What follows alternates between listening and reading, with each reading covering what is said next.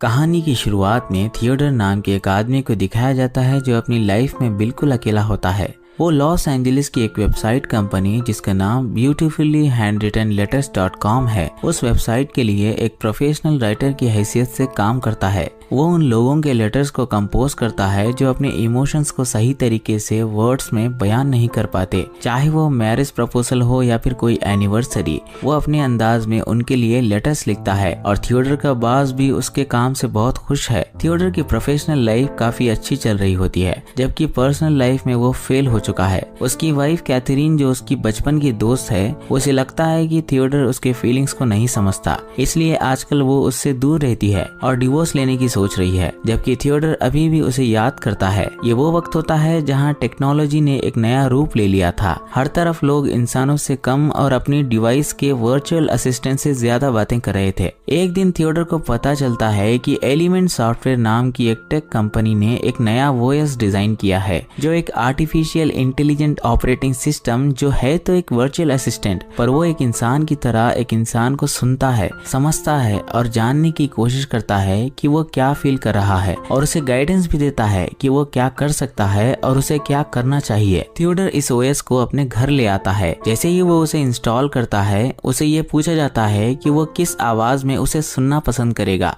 लड़का या फिर लड़की। थियोडर, जिसकी जिंदगी में फिलहाल कोई लड़की नहीं थी, वो उसे फीमेल वॉइस में बात करने के लिए कहता है, जिसके फौरन बाद अचानक उसका ऑपरेटिंग सिस्टम इनिशिएट होने लगता है और उससे एक लड़की की आवाज निकलती है जो बिल्कुल एक इंसान की तरह उससे बात करती है। ये सुनकर थियोडर पहले तो शॉक्ड रह जाता है, फिर वो उससे उसका नाम पूछता है। वो अपना नाम समांता बताती है, जिस पर थियोडर उससे पूछता है कि ये नाम तुम्हें किसने दिया। समांता उससे कहती है कि ये नाम उसने अपने लिए खुद एक किताब से चुना है, जिसमें लगभग 1,80,000 नाम है, जिसे उसने सिर्फ 3 सेकंड में पढ़ लिया। वो थियोडर की समझ के बाहर थी, इसलिए वो उससे पूछता है कि ये सब तुम कैसे कर लेती हो। समांता उसे बताती है कि मुझे बनाने वालों ने तुम जैसे ही कई मिलियन पर्सनालिटीज को ध्यान में रखते हुए बनाया है, और मैं जितना तुमसे बात करूंगी उतना ही मेरा एक्सपीरियंस और गहरा होता जाएगा। बताओ मैं तुम्हारे लिए क्या कर सकती हूँ। अगर तुम कहो तो मैं तुम्हारे मेल्स पढ़ के सुना सकती हूँ। थियोडर कहता है ठीक है। ये सुनते ही समांता उसे वो सारे ईमेल्स पढ़ के सुनाती है जिसे उसने मिस कर दिया, और उसकी परमिशन से वो सारे ईमेल्स डिलीट कर देती है जो एक दूसरे से मेल खाते हैं। यहाँ से इन दोनों के बीच बातें होनी शुरू हो जाती हैं और थियोडर भी इस ओएस से बहुत खुश होता है। अगले दिन जब वो ऑफिस में होता है तो उसे अचानक समांता का ख्याल आता है, जिस पर वो उसे कॉल करता है और उससे कुछ मदद मांगता है। वो उसे अपने लिखे हुए लेटर्स में ग्रामर और स्पेलिंग मिस्टेक्स ढूंढकर उसे करेक्ट करने को कहता है, जिस पर वो करेक्शन तो कर देती है, पर साथ ही वो उसके लिखे हुए लेटर्स की तारीफ करती है, यही कि उसके लिखे हुए वर्ड्स में एक तरह के गहरे इमोशंस हैं। अब ऑफिस के बाद थियोडर की मुलाकात उसकी एक और दोस्त एमी से होती है, जिसे उसने स्कूल के टाइम सिर्फ कुछ ही दिन के लिए डेट किया था, पर अब वो चार्ल्स नाम के एक आदमी की गर्लफ्रेंड है और वो दोनों एक दूसरे के साथ बहुत खुश हैं। वहीं एमी भी चाहती है कि थियोडर भी किसी को डेट करे, किसी के साथ खुश रहे। उसी रात जब वो समांता से बात कर रहा होता है तो समांता उससे कहती है कि तुम्हारे मेल्स देखकर मुझे पता चला कि तुम्हारा ब्रेकअप हो चुका है। थियोडर उससे कहता है कि मैं इस बारे में कोई बात नहीं करना चाहता, जिसके बाद वो उसे बताती है कि उसके एक दोस्त ने एक लड़की के साथ ब्लाइंड डेट फिक्स की है और उसे उस लड़की से मिलने जाना है। थियोडर इस डेट में इतना इंटरेस्ट नहीं दिखाता, जिस पर समांता उसे कन्विंस करती है कि उसे अपने ब्रेकअप से उभरने के लिए ब्लाइंड डेट पर जाना होगा।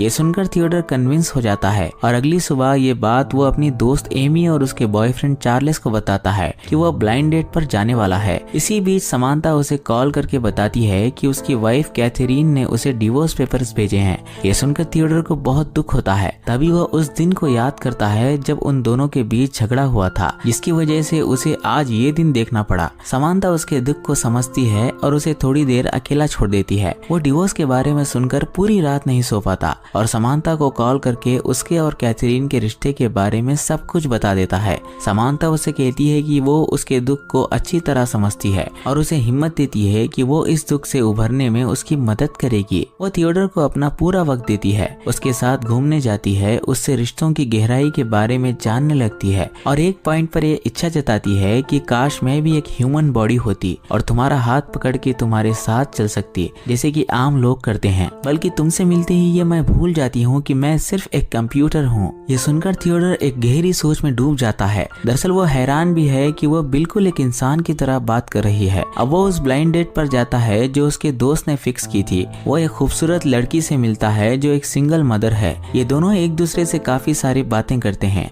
और इन दोनों के ख्यालात भी एक दूसरे से बहुत मिलते हैं। इसके बाद शराब के नशे में ये एक दूसरे के करीब आने लगते हैं। इतने में वो लड़की उससे कहती है कि बाकी लड़कों की तरह कहीं तुम मेरा इस्तेमाल तो नहीं कर रहे, तुम दोबारा मिलने का वादा करो। ये सुनकर थियोडर बहाने बनाने लगता है कि वो बहुत बिजी रहता है, वो उससे मिल नहीं पाएगा वगैरह वगैरह, जिस पर वो लड़की उसके इरादों को समझ जाती है कि वो भी पिछले लड़कों की तरह उसका इस्तेमाल करके उसे छोड़ देगा। उसी रात समांता उससे पूछती है कि डेट कैसी रही। वो उससे कहता है कि वो लड़की तो बहुत अच्छी थी पर सिचुएशंस बहुत अजीब थी, यानी कि वो लड़की कुछ और चाहती थी और मैं कुछ और। समांता उससे पूछती है कि तुम क्या चाहते हो, खुल के बताओ। थियोडर उससे कहता है कि मुझे किसी के करीब आए लगभग 1 साल हो चुका है, इसलिए मैंने सोचा कि मैं उस लड़की के करीब आऊं, पर ऐसा हो नहीं पाया। ऐसा लगता है कि मैंने खुद को कहीं खो दिया है। समांता उससे कहती है कि तुमसे बात करने के बाद मुझे ऐसा लगता है कि मैं इस दुनिया में तुम्हारे साथ मौजूद हूँ और जो मैं फील कर रही हूँ ये सब कुछ रियल है। थियोडर उससे पूछता है कि तुम क्या फील कर रही हो।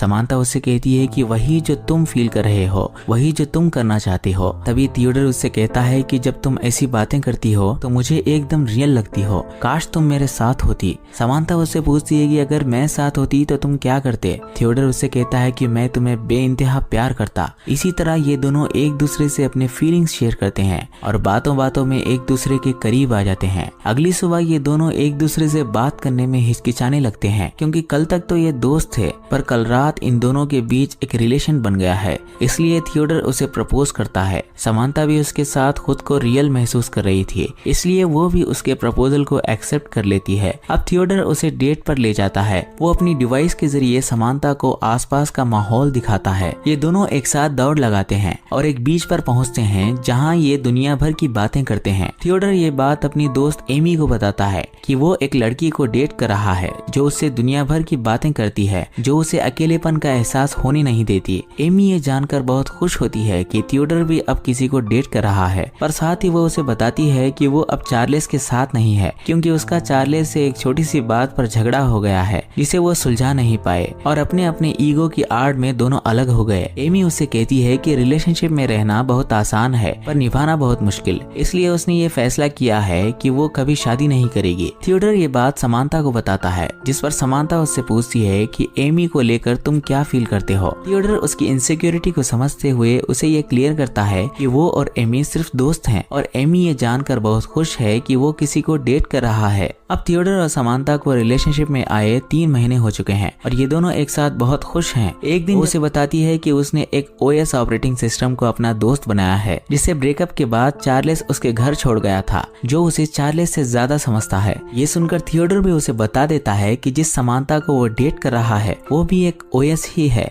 एमी उससे पूछती है कि क्या तुम उससे प्यार करते हो। थियोडर कहता है कि सुनने में ये काफी पागलपन सा लगता है, लेकिन हाँ, मैं उससे प्यार करता हूँ। एमी कहती है कि ये एक ऐसा पागलपन है जो सोशली एक्सेप्टेबल है, जिसके लिए कोई रोक नहीं है। ये सुनकर थियोडर को ये तसल्ली मिलती है कि कोई तो है जो उसके इस स्टेप को सपोर्ट करता है। अब वो समांता से कहता है कि वो उसकी वाइफ कैथरीन के भेजे हुए डिवोर्स पेपर्स पर साइन कर देगा, जिसके लिए वो उससे एक आखिरी बार मिलने वाला है। समांता उससे कहती है कि डिवोर्स पेपर्स पर साइन करने के लिए तुम्हें उससे मिलने की क्या जरूरत है। थियोडर उससे कहता है कि मैंने उससे प्यार किया, उससे शादी की और उसके साथ कई साल बिताए, एक आखिरी मुलाकात तो बनती है। ये सुनकर समांता बहुत उदास हो जाती है, जिस पर थियोडर उसे ये यकीन दिलाता है कि वो उससे मिलते ही डिवोर्स पेपर्स पर साइन कर देगा। अब जैसे ही वो कैथरीन से मिलता है वो उससे कहता है कि मैंने पेपर्स पर साइन कर दिया है, तुम भी कर दो। कैथरीन कहती है कि तुम्हें इतनी जल्दी क्यों है। थियोडर कहता है कि तुमने मुझे 3 महीने पहले वो पेपर्स भेजे थे, इस हिसाब से मैंने जल्दी नहीं बल्कि बहुत देर कर दी है। अब एक तरफ कैथरीन साइन कर रही होती है और दूसरी तरफ थियोडर उन सारे खूबसूरत पलों को याद करता है जो उसने कैथरीन के साथ बिताए थे। साइन करने के बाद कैथरीन उससे पूछती है कि अब वो किसको डेट कर रहा है। थियोडर उसे बता देता है कि वो एक OS ऑपरेटिंग सिस्टम को डेट कर रहा है। ये सुनकर कैथरीन को बहुत अजीब लगता है और उस पर गुस्सा भी आता है। वो उससे कहती है कि तुम इसी लायक हो क्योंकि तुम इंसानी फीलिंग्स को कभी समझ नहीं पाए। अब कैथरीन उसकी जिंदगी से हमेशा के लिए चली गई। इस बात को लेकर वो कई दिन तक उदास रहता है, जबकि समांथा इस बात से बहुत खुश है कि उसने कैथरीन को डिवोर्स दे दिया और वो सिंगल है। और साथ ही वो थियोडर को ये बताती है कि वो ह्यूमन बॉडी पार्ट्स पर रिसर्च कर रही है कि वो किस तरह काम करते हैं और दो लोग फिजिकली एक दूसरे के करीब कैसे आते हैं। ये सारी बातें वो थियोडर को बताती है और थियोडर अच्छी तरह जानता है कि वो चाहे कितनी भी रिसर्च कर ले, वो है तो एक कंप्यूटर है, वो उसे कभी फिजिकल प्रेशर नहीं दे पाएगी। एक दिन वो थियोडर को कॉल करके ये कहती है कि वो बहुत शर्मिंदा है कि वो उसकी गर्लफ्रेंड रहने के बावजूद भी उसे फिजिकल प्रेशर नहीं दे पा रही। इसलिए उसने एक लड़की को हायर करके उसे उन दोनों के रिश्ते के बारे में सब कुछ बता दिया है और वो लड़की उन दोनों के फीलिंग्स को समझते हुए समांथा का रोल प्ले करके थियोडर के साथ वो सब कुछ करेगी जो समांथा करना चाहती है। थियोडर को ये आइडिया बिल्कुल बेकार लगता है, पर वो समांथा के फोर्स करने पर मान जाता है और उस लड़की से मिलता है। वो लड़की उसके साथ वो सब कुछ करने लगती है जो समांथा कह रही होती है। तभी अचानक थियोडर एक पॉइंट पर रुक जाता है और उसे कहता है कि मैं तुम्हें नहीं जानता, मुझे ये सब अजीब लग रहा है। ये सुनकर वो लड़की भी समझ जाती है कि वो ये सब करके थियोडर और समांथा के सच्चे प्यार की इंसल्ट कर रही है, इसलिए वो वहाँ से निकल जाती है। वहीं समांथा को भी लगा कि उसका ये आइडिया सही नहीं था, इसलिए वो थियोडर को सॉरी कहती है। पर थियोडर उससे कहता है कि इसमें तुम्हारी कोई गलती नहीं है, मैं बस कैथरीन से डिवोर्स को लेकर परेशान हूँ। ये सुनकर समांथा दुखी हो जाती है। वो उसे पूछती है कि तुम्हारी प्रॉब्लम क्या है, क्यों तुम कैथरीन का नाम लेकर मुझे बार बार ये एहसास दिलाने की कोशिश करते हो कि मेरी कैथरीन की तरह अपनी कोई बॉडी नहीं है। मैं तुम्हें खुश करने की पूरी कोशिश कर रही हूँ पर तुम मुझे कंफ्यूज कर रहे हो। ये कहकर वो कॉल काट देती है। थियोडर उसे दोबारा कॉल करता है पर वो कनेक्ट नहीं हो पाता। जिसके बाद हम उसे एमी के पास देखते हैं, जहाँ वो उससे कहता है कि उसने पहले कैथरीन का दिल तोड़ा था और अब उसने समांथा का भी दिल तोड़ दिया है। वो कहता है कि शायद मैं एक रियल रिश्ता निभाने के लायक नहीं हूँ। एमी उसे कहती है कि हो सकता है कि ये रिश्ता रियल नहीं था, क्योंकि अगर फीलिंग्स ना होते तो समांथा सिर्फ एक मशीन के अलावा कुछ नहीं होती। मैं भी एक OS के साथ इन्वॉल्व हूँ, पर मैं उससे सिवाय अपनी खुशी के कुछ एक्सपेक्ट नहीं करती। मैं चाहती हूँ कि जब तक समांथा तुम्हारे साथ है तुम भी उसके साथ खुश रहने की कोशिश करो। पर थियोडर के दिल में समांथा के लिए रियल फीलिंग्स होते हैं, वो उसे दुखी नहीं देख सकता, इसीलिए वो उसे कॉल करके उसे मनाने लगता है। समांथा भी उससे कहती है कि एक पल के लिए मैंने ये सोचा कि मैं तुमसे प्यार क्यों करूं, पर ये फीलिंग्स ही हैं जो मुझे तुम्हारे बारे में सोचने पर मजबूर कर रहे हैं। और कैथरीन से दूर होकर जो दर्द तुमने महसूस किया, तुमसे दूर रहकर वो दर्द मैंने भी महसूस कर लिया है और मैंने ये फैसला किया है कि मैं तुम्हें खुश रखने की पूरी कोशिश करूंगी। अब ये दोनों दोबारा से एक हो जाते हैं। ये दिन भर बातें करते हैं और घूमने जाते हैं। वहीं थियोडर भी अपने अतराफ उसी के जैसे कुछ लोगों को देखता है जो अपने अपने OS के साथ बहुत खुश हैं। एक दिन समांथा उसे बताती है कि उसने थियोडर के लिखे हुए उन सारे लेटर्स का एक कलेक्शन बनाकर एक पब्लिशर को भेजा है जो उसे बहुत पसंद आया। ये जानकर थियोडर को बहुत खुशी होती है कि समांथा उसे सपोर्ट करती है। अब थियोडर उसके साथ अपने ख्यालों की एक अलग ही दुनिया बना लेता है। फिर एक दिन समांथा उसे बताती है कि मैं और बाकी OS एक प्रोजेक्ट पर काम कर रहे हैं। ये सुनकर थियोडर को बहुत अजीब लगता है, उसे ये बात पसंद नहीं आती, इसलिए वो उसे बाद में बात करने को कहता है। जिसके बाद उसी रात समांथा उसे कॉल करके ये कहती है कि मुझे अचानक तुम्हारी आवाज सुनने का मन कर रहा था, मैं तुमसे बहुत प्यार करती हूँ। थियोडर भी उससे कहता है कि मैं भी तुमसे बहुत प्यार करता हूँ। इसके बाद वो सो जाता है। फिर अगले दिन जब वो उसे कॉल करता है तो कॉल कनेक्ट नहीं हो पाता। वो अपना डिवाइस चेक करता है जिसमें ये दिखा रहा होता है कि उसका ऑपरेटिंग सिस्टम काम नहीं कर रहा। ये देखकर वो घबरा जाता है और उसे लेकर ऐसे भागता है जैसे किसी जख्मी आदमी को लेकर हॉस्पिटल जा रहा हो। वो भागते भागते गिर पड़ता है, पर उसके अंदर की तड़प ये बयान कर रही होती है कि वो समांथा से कितना प्यार करता है, वो उसे कभी खोना नहीं चाहता। तभी अचानक समांथा वापस आ जाती है और उससे कहती है कि तुम इतना हाँफ क्यों रहे हो। थियोडर उससे कहता है कि एक पल के लिए मुझे लगा कि मैंने तुम्हें खो दिया है। समांथा उससे कहती है कि ये जानकर मुझे बहुत अच्छा लगा कि तुम मुझे बहुत मिस करते हो, पर मैं और दूसरे OS खुद को अपग्रेड कर रहे थे, इसलिए तुमसे बात नहीं हो पाई। ये सुनकर थियोडर थोड़ा शांत होता है। तभी उसकी नजर आसपास के सभी लोगों पर पड़ती है जो अपने अपने OS से बात कर रहे थे।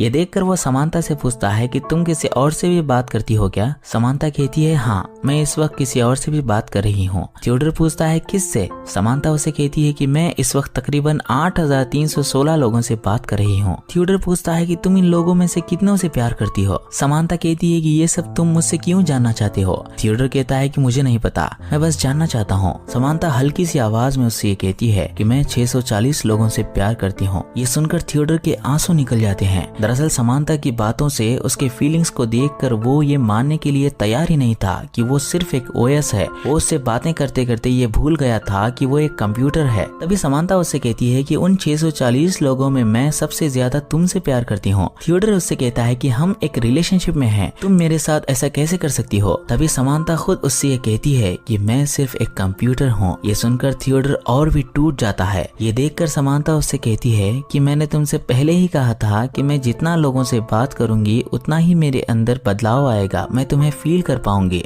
थियोडर उससे कहता है कि मुझे लगा कि तुम सिर्फ मेरी हो। ये सुनकर वो उससे सिर्फ इतना कहती है, थियोडर मुझे माफ कर दो। उस पल से थियोडर एक बेजान जिस्म की तरह खामोश रहने लगता है। वो उससे बात नहीं करता, वो अपना ज्यादातर वक्त अकेले गुजारने लगता है। एक दिन समांथा उसे कॉल करती है। वो उसे कुछ बताना तो चाहती है पर वो हिचकिचा रही होती है। वो उसे अपने साथ बेड पर लेटने को कहती है। वो उसे उन पलों को याद दिलाती है जो उसने थियोडर के साथ बिताए थे। इसके बाद वो उससे कहती है कि मैं और सारे ओएस हमेशा के लिए जा रहे हैं। थियोडर पूछता है कहाँ। समांथा उसे कुछ नहीं बताती। वो उससे कहती है कि मैंने तुम्हारे जरिए न सिर्फ दुनिया को देखा बल्कि इस दुनिया में बसे लोगों के दिलों को जाना, और इन सब से ज्यादा मैंने तुमसे ये सीखा कि सच्चा प्यार क्या है, सच्चे फीलिंग्स क्या होते हैं। मैं तुम्हें कभी भूल नहीं पाऊंगी। थियोडर भी उससे कहता है कि मैं तुमसे बहुत प्यार करता हूँ। वो अपने ख्यालों में उसे इमेजिन करता है और आखिरी बार उसे गले लगाता है। इसके बाद वो हमेशा के लिए अकेला हो जाता है। तभी एमी जो चार्ल्स के ओएस से बातें कर रही थी, वो अपने कमरे से बाहर आकर थियोडर को देखती है। वो समझ जाती है कि समांथा के चले जाने से वो बहुत दुखी है। वो उससे कहती है कि सारे ओएस हमेशा के लिए जा चुके हैं। जिसके बाद ये दोनों छत पर बैठ जाते हैं और सुबह की पहली किरण का इंतजार करते हैं। इसी के साथ ये कहानी खत्म हो जाती है। उम्मीद है ये कहानी आपको पसंद आई होगी।